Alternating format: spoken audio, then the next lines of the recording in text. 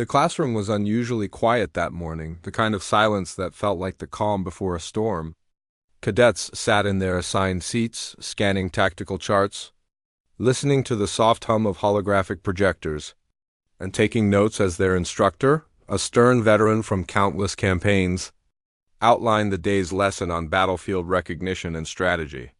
Yet, among all the cadets, one seat 4-3 remained conspicuously empty, drawing no attention at first, as though the room had unconsciously agreed to overlook it. The chatter of shifting chairs and the scratch of pens on data slates filled the room, but the emptiness of 43A lingered like a shadow, a void that everyone knew but no one acknowledged. Then, without warning, the entrance doors opened with a sharp chime, and a uniformed messenger strode in, carrying a polished wooden box that gleamed under the soft fluorescent lights. Conversations halted mid-sentence, eyes turned instinctively toward the front, and an uneasy hush fell over the cadets. The messenger approached the instructor, a figure of unquestioned authority, and handed him the box with a salute. "For Cadet 43A, he said plainly, his voice cutting through the quiet like a blade. A ripple of murmur swept the room. Some cadets exchanged confused glances, others leaned forward, curiosity sparking like static electricity. The instructor's brow furrowed as he opened the box, revealing a medal that shimmered with an almost ethereal glow, a testament to valor and deeds that were both legendary and unrecorded.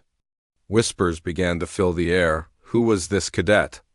Why had no one ever seen them? Every mind in the room raced, each cadet grappling with the unsettling possibility that someone among them, or perhaps someone entirely absent, had achieved feats they could barely comprehend.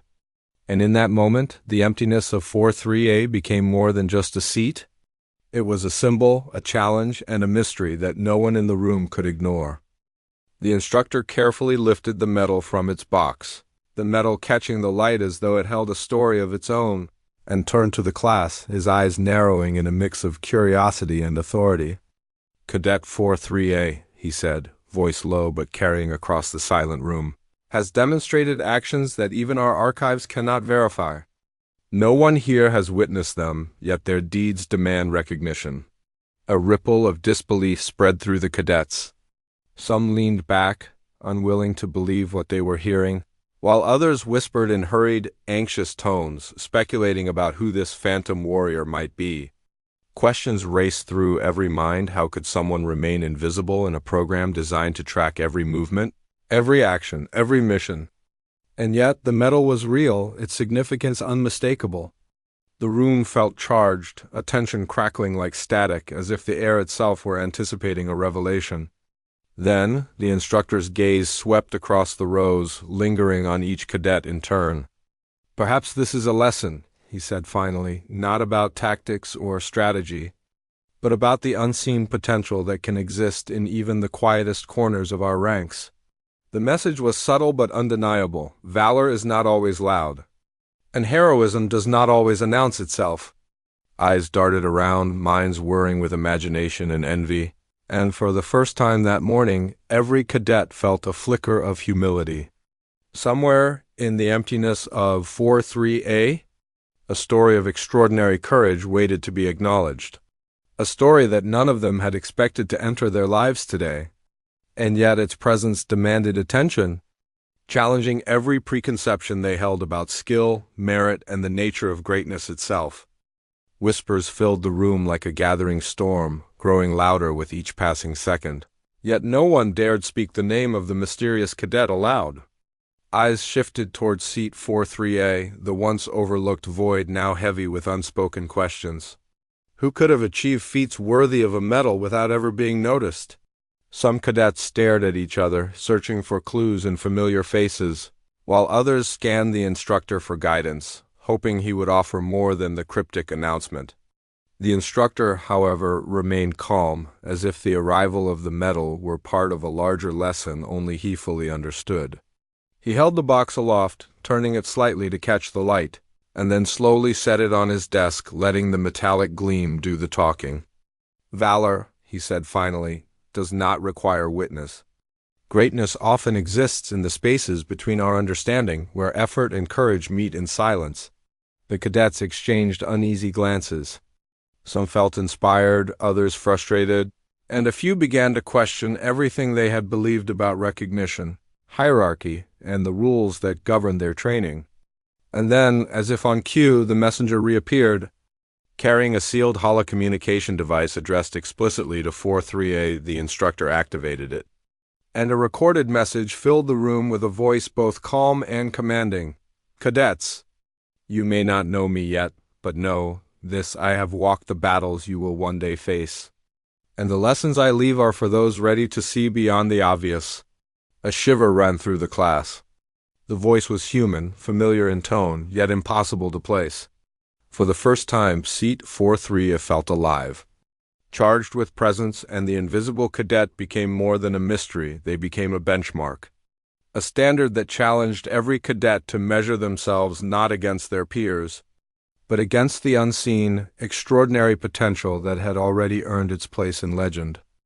The room buzzed with attention that was almost tangible, every cadet suddenly acutely aware of their own limitations as the weight of Cadet 43A's unseen accomplishments settled over them.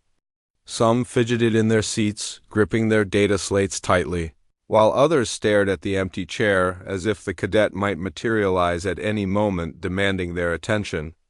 The instructor paced slowly along the front, hands clasped behind his back, letting the silence stretch just long enough for every mind to dwell on its own insecurities. "Notice how easily we overlook potential," he said, voice measured yet carrying an edge of challenge. "We measure success by what we see. By the labels and ranks we assign, but true skill, true heroism, often leaves no mark until it chooses to reveal itself." The murmurs grew louder, a mixture of awe and envy, as cadets began to imagine the impossible missions that 43A might have undertaken, the near-impossible rescues, the feats of strategy, the moments of courage no record could fully capture. Then the instructor lifted the medal once more, holding it out for everyone to see, and a hush fell again. "This is not just a medal," he said, "it is a reminder. You are judged not by who applauds you, but by the lives you touch and the impact of your choices." Some cadets' jaws tightened. Others' eyes widened, and a few took deep, steadying breaths as if bracing for a new standard of excellence. And in that charged silence, the class began to understand something profound. Greatness could be quiet, unassuming, even invisible. Yet it demanded recognition because it had already shaped the world around them, even if they hadn't realized it yet. The empty seat 43A was no longer just a vacancy. It had become a symbol, a challenge, and a call to rise beyond mediocrity. The tension in the classroom reached its peak as the instructor finally addressed the unseen cadet directly. "Cadet 43A, he said, voice firm but tinged with respect. "Your presence here, even in absence, has reminded us all why we train, why we endure, and why we fight not for recognition, but for the consequences of our actions."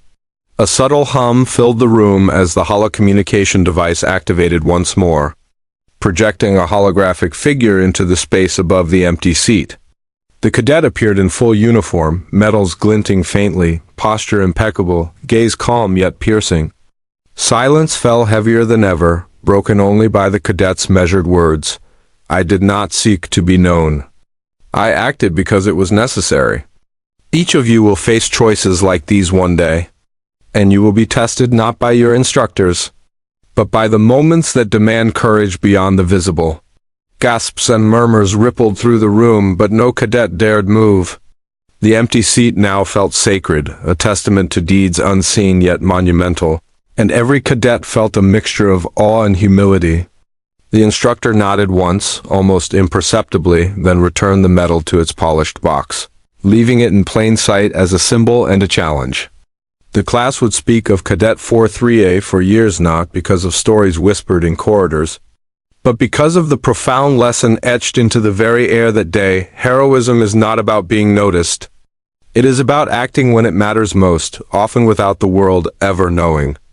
And as the cadets filed out, glances lingered on 43A, on that empty seat, and on the shining medal, and unspoken promise that some legends exist precisely because they are quietly extraordinary, forever challenging those who follow to rise to the impossible.